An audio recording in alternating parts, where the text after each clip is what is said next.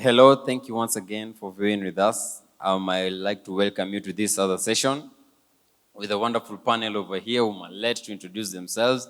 My name is Maxwell Mulwa. I'll be your host. And for today, we will be covering the story of creation. Yes, creation. And before we begin, I'd like my panel to introduce themselves. We'll start with you, Madam. My name is Jane Washuka Wakiru.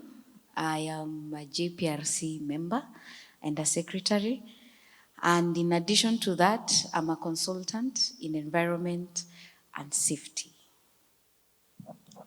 Hello, viewers. My name is James Mark. I'll be your co-host today and also a member in JPRC.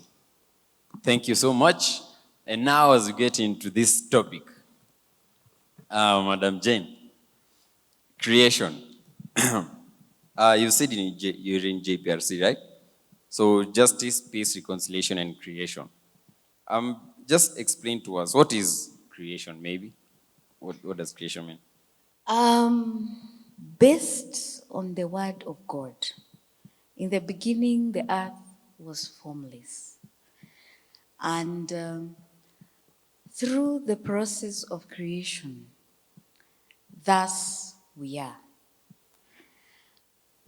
From being formless to something that is interactive, that is creation. And it is both the living and the non-living bit of creation. Yes. Okay.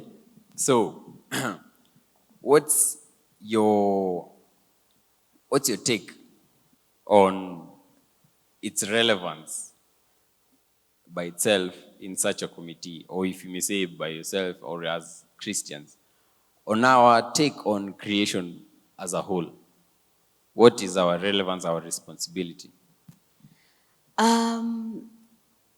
If I would state that creation is you, me, and everything that surrounds us, that is basically the environment.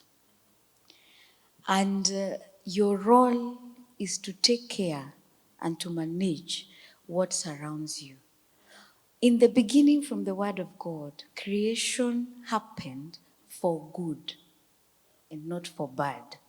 Therefore, we try to maintain the goodness of that creation. So our main purpose as human beings, as you and me, is to take care of what surrounds you, is to take care of the environment. That includes your friends, the plants, structures, furniture. All that is part of creation. Yes. So now that brings us to the big question. That's our responsibility, right? So what causes us to be irresponsible then with creation? Or is it in our DNA? Or what do you think? It's good you've mentioned DNA. Because as human beings, we were created with the need of love. And sometimes we can exceed the self-love that we are told we need to appreciate ourselves, and it becomes greed. So when love becomes greed, I now want everything that is good for myself. And I don't care what my neighbor is going through. And I will not have the aspect of love, of sharing, even sustainably. You know, even when you're using resources, water, air, soil, you're supposed not to just use for yourself, also consider the future. What are they going to get from there? Are you just going to spoil everything, or in other words, what we call pollution, because you want to benefit yourself without considering the others? So greed is what changed us. Yes. A quick question. And you are talking about me loving my friends and the environment. Now, you and your team, as part of the environment and all that stuff, what are the challenges that you guys go through? Like, for example, you want to reach to the society, explaining about environment, the creation, and what people are supposed to do. Yes, that's my question. The first challenge that we face is that people don't understand that some of the resources bestowed on us are finite. They are not, they do not generate themselves. They will end at some time. And for you to try and explain to someone that a certain type of a resource, just know if you use it unwisely, it will end. And not only you, but even the future generations are going to face it. They still don't understand. And a good example is soil and the contents of it. If you overcultivate soil, the contents and the elements that make soil and productive are finite. They will end. So before you tell someone who does not really understand their interactions and their impact to the environment, that is a first barrier that we get and we have to go through. That you have resources, but these resources are not here forever. You need to take care of them and extend their life, or establish ways in which they can regenerate as you use them. Okay, so on that basis, actually, it still relates to the point you said about selfishness. So now that brings us close home to what's happening. So we are under pandemic. Before the pandemic, we didn't have enough resources, or I wouldn't say we don't have enough resources, but we kind of had minimum resources to suit almost everyone in terms of food. Let me say, we had this locust problem and all that. Now we have this pandemic. No one is going to work. No one is, transportation and all that is becoming difficult. Food is becoming difficult, but in that people can't reach out to get food where it's needed. There's this problem about people with being selfish in soil. Now that's where I want to come in. In the farm, I want to bring my point in that there's this campaign that's going about fertilizers. The food that we have out there, even the one that we're getting, it's said to not be of that much good help to us. Why? Because people are misusing fertilizers or pesticides or all that. Same thing has happened. I don't know. According to the news and everything, this pandemic started from somewhere. Okay? It seems also like a game also of selfishness. That maybe one thing led to the other, or one country led to the other. We don't know. But what can we really do to tackle this evil of selfishness? Is it something we can tackle once? Is it something that will come to an end? Or is it something that we'll have to live, to know how to live with it?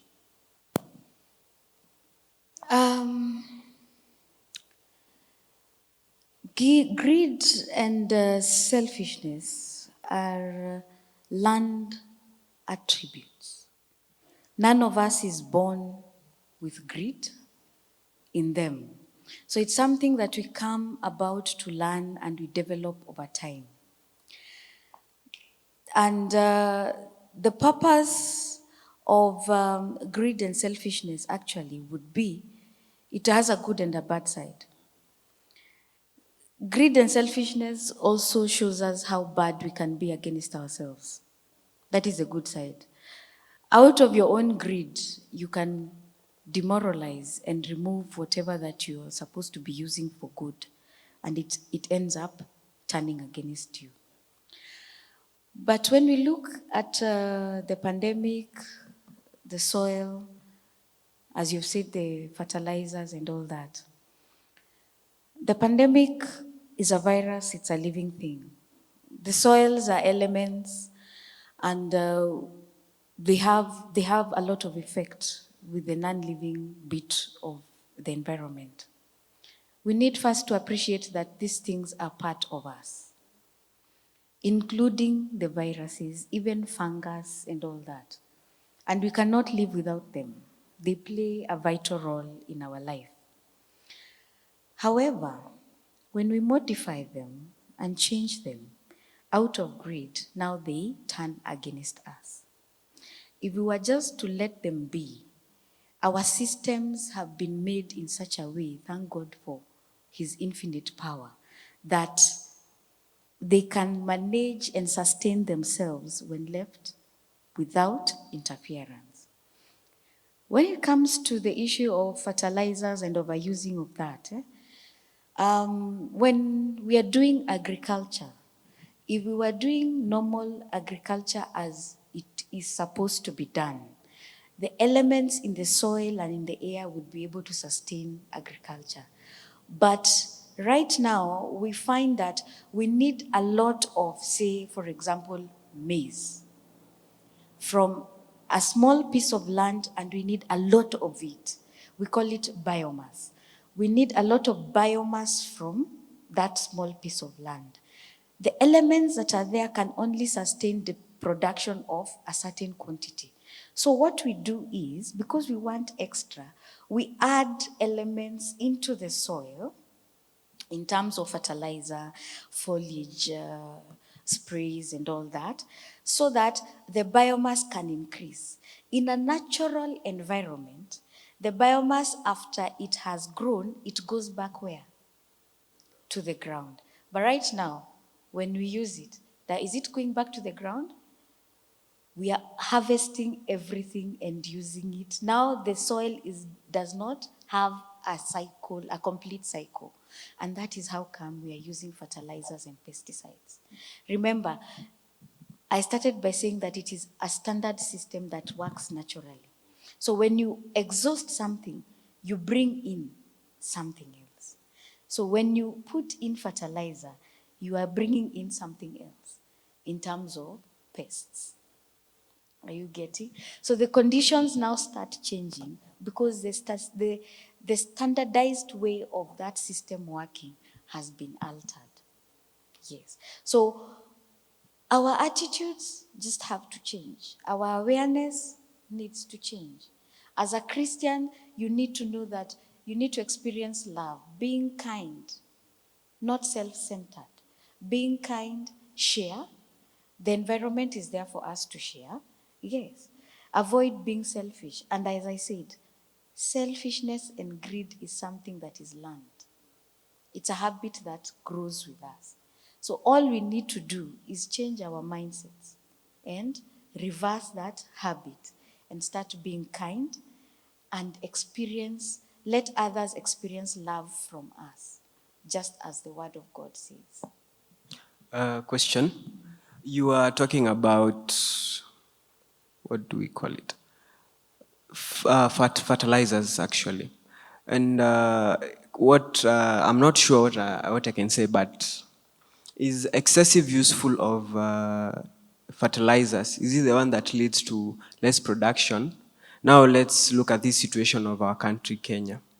We are importing a lot of food from outside, and we have a lot of land. We have a lot of farms. We have a lot of places to produce food. But you come and hear that some farmers are saying they do not have land. The land are grabbed, so we have to buy food from outside. So my question was, is excessive useful of fertilizers, insecticides, pesticides, and selfishness cause of less production in the country? Yes and no. Yes, in the fact that when too much of something, even too much of something good, ends up being negative. And no, because There are other factors that also contribute. With commercial agriculture, considering your basis of importing, with commercial agriculture, there are better ways and techniques that you find people are employing. Maybe, I'm saying maybe because I don't have tangible reference to this. Our farmers are not probably employing such techniques fully. Or if they are, they have inconsistencies and they don't have maybe also the knowledge or the facilities to employ them. And that's the reduction. That is why it's a yes and a no. So it can be yes because too much of something is poisonous. So it may end up destroying our soil fertility and the consistency of production. And it is also a no because it's not just that. We also have other factors that are making us not produce more. So now, you said the solution. I love the solution you said to selfishness, and you mentioned something about love. You know, like selfishness is not something you can go and teach people. Oh, don't be selfish. You'll have to show them how they cannot be selfish. And now, as a church, and as part of creation, as human beings, which ways do you think we can use, you, I, and everyone else, to spread that love, to teach people on how not to follow the vice of selfishness and be selfless? What are the ways you think we can do to make awareness of all this and also of creation? Simply minding and taking care of what surrounds you, including the people. If you're my neighbor, I don't have to see you fall so much. I need to show kindness to you. Sometimes we see people going through issues. We don't have to wait for them to come and tell us. We can reach out to them. That is taking care of a fellow human being. In a family, find out what issues are these people going through. As a society, what input, what positive effect can you have? Because greed brings about negative effects because you want everything for yourself. But when you're kind and selfless, it is now no longer about you. It is about the others. What can you do to them? What positive impact can you have on them? I don't have to wait for you to tell me. I don't have to wait like now. If for example, you're missing something and I know it will be of benefit to you, do I have to wait for you to get to that point and I have an extra? Even if it is a pen, I will just tell you, I think when you're going there, you'll need a pen to write. I have an extra pen. Be kind. And this will have an effect that we normally call snowball. I show kindness to you, you show kindness to another person. As the ball of snow is falling down the hill, it goes picking more of it, right? So when we spread kindness and selflessness, this also goes to the rest of the community. So it starts from you. How kind are you? When you look at a situation, don't look at it, what can I benefit from it? Always ask yourself, what can I give to make this condition better, to improve on it, or to make someone's life easier? Yes. Oh. I'd like to also add, during this pandemic, we're facing something we never faced before. We're having to wear masks every time and everywhere, okay? So, as I have seen also even in our church right now, the church has shown kindness and love to us by providing us ways to also practice such things by providing dustbins, sanitizers, and a good environment, for you to be able to have a clean and a good environment for you to be. Now, one thing we're forgetting, the masks. I don't know. I think maybe it's in surplus. Maybe it's too much that people are just with their handkerchiefs. I don't know. I don't think so. But right now, you just walk everywhere and you just see masks, masks, masks. I don't know if this will be the souvenir we'll take after this pandemic. Or what do you think? What do you think people, because I'm thinking people are being told, people are being showed, but they're not doing maybe what is suitable, supposed to be done. And adding on top on what Maxwell has said, when you explain on his question, also would you kindly give us the ways and procedures on how those masks are supposed to be disposed? Because what Maxwell is saying, you'll find them on the street, and it's totally different on what we are being told with the government. Yeah. Wow. Masks, masks, masks. Anyway, unfortunately, we are not just facing this problem as a country. Even our neighboring countries and abroad are facing the same problem. My question is, one, how do you dispose your other wastes? Especially that waste that does not rot. How do you dispose it? Because that would give me an indicator of how you're supposed to dispose this one. Because we also know matters to do with selfishness and greed, some people have been reported to be picking up masks and washing them and reselling them. So the first thing I would advise is you use it, it is disposable, and it is there to help you. You're not supposed to share it with someone else. So when you're disposing, I recommend cut it up, tear it up. That way you have protected someone else. Number two, don't just throw it anywhere. Throw it in a bin. Because in all towns and centers, we have a collection system. After it has been collected, do your bit. This person will not come to collect a mask that is outside your gate or outside your door. That person will go and collect whatever that is inside the bin. So throw it in a bin for collection. Cut it up and throw it in a bin for collection. And when you see someone just throwing it away anyhow, this goes from office to home and to social places. If you find someone, correct that person. Why is he throwing it in an undesignated place that is in a dustbin? Throw it in a dustbin. Thank you. Thank you so much.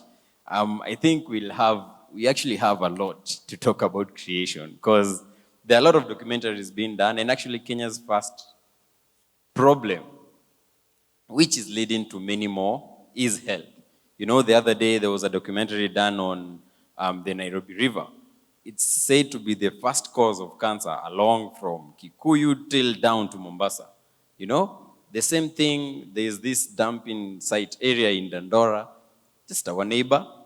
You know, it's one of the leading causes to some of the things that we're facing, you know.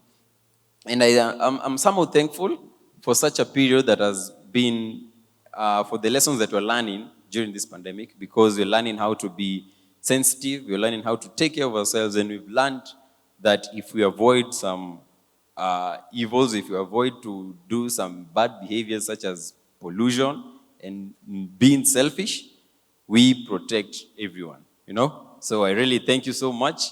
I really thank you. There's not so much time, but we discussed a lot for today. So I thank you once again for such a wonderful time with you. And thank you once again, viewers, for being with us. We hope and pray that this content has been able to help you all throughout. Thank you.